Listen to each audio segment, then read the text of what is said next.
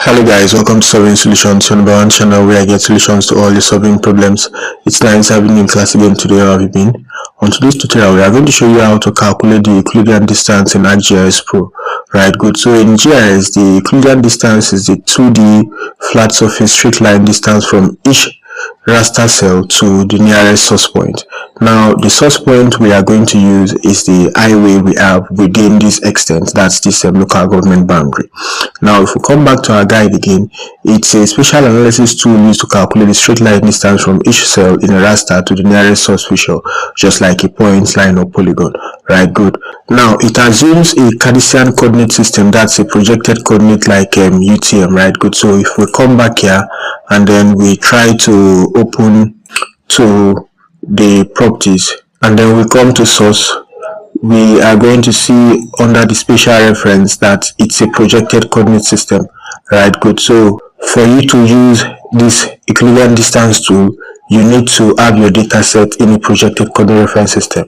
Then we have, okay, it assumes this. So when you use the road in the input source data for the distance analysis in GIS, the output raster shows the straight line distance from each cell to the nearest road. So now let's try to see how we can start it. So let's close that and then we come to geoprocessing and then we search for it. Good. So we have it here, Euclidean distance. It calculates for each cell the Euclidean distance to the nearest source. So our source, as we have told you earlier, is what? The UTM highway. Right, good. So the input, let's use the drop down and we have the UTM highway. And then by default, it is giving us this file as the output raster. And then we don't have a barrier. And then the output cell size. So if peradventure you have a cell size you want to use, a resolution, you can decide to define it here, maybe 30 meters, 100 meters as the case may be.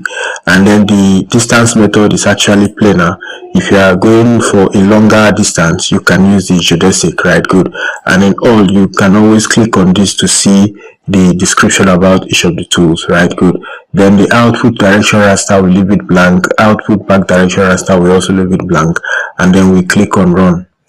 Now the reason why it appeared like this is because in the environment we did not define the extent that we want to use. So now let's come to environment. It's actually very important that you do that. So under the environment, you can decide to define the coordinate system. Let's say we are using the UTM highway, which is zone 32, and then for the extent, let's use one of the options here, which is the extent of a layer. So we use the drop down and then we are using the extent of what? The local government boundary. Right, good. So this now simply means that when we rerun it, the Euclidean distance will now cover the whole of the extent of the local government boundary, so that it will not be limited to just this region where it is. Right, good. Then when we have fixed that, we come back. We don't need to define the parallel processing. It comes up mostly when you are covering a very large distance.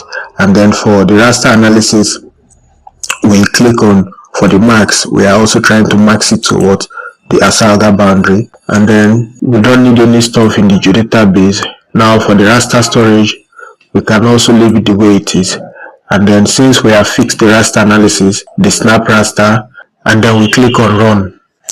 Good. So it has been successfully executed, and then you can see that it has actually covered the extent of the local government boundary that we are working on. Right, so now let's come back to our note. So if your output raster displays classes or ranges like 0 to 10, 10 to 20 as the case may be, these ranges represent distance in map unit, which is in meters for our coordinate system. Right, good, from each cell to the nearest road. So if, for example, you want to use it for suitability analysis and then you want to know, let's come back here, maybe we have 0 to 9 kilometers. Right, good. So it shows that, right click and go to symbology. Now under the symbology, we see the type that is being used. So let's say we are trying to classify, and then you have about 5 classes. Right, good.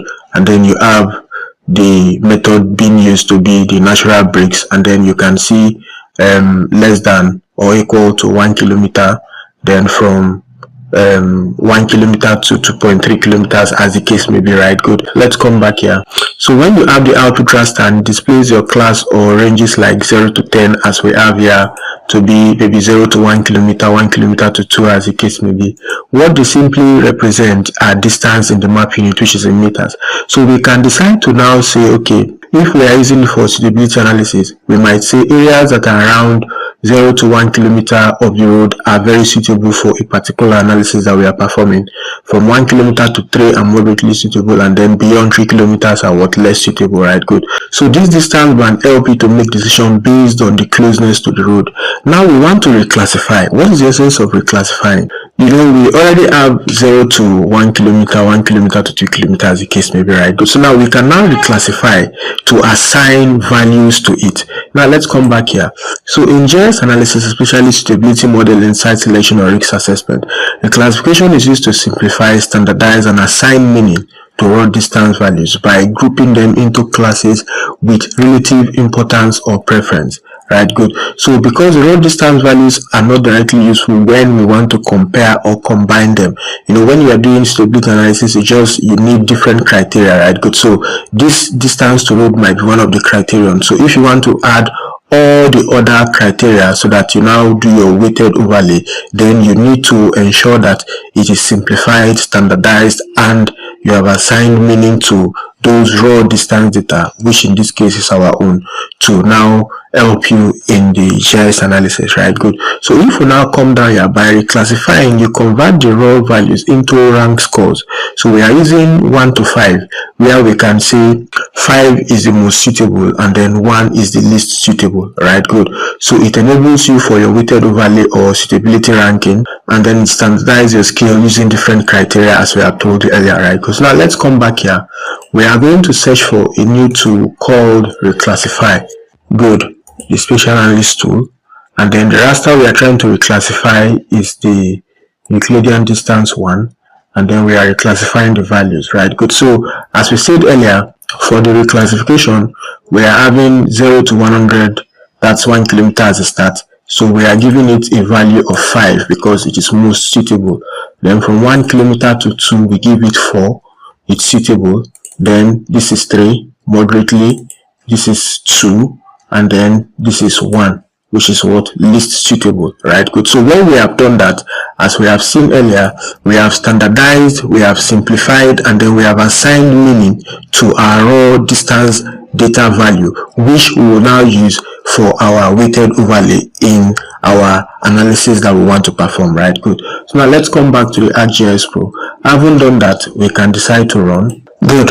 So you can see now that we have reclassified the distances to when we have 0 to 1 kilometer as 5, which is the most suitable, 1 kilometer to 2 as 4, as the case may be, down to when we have from 6 kilometer to 9 kilometer as 1, because according to what we have here, it is least suitable because it is too far from the road, right? Good. So we have shown you using ArcGIS Pro how you can calculate the Euclidean distance and then how you can reclassify. So we are going to see you on the next tutorial. Until then, keep staying safe and have a fantastic time. Bye.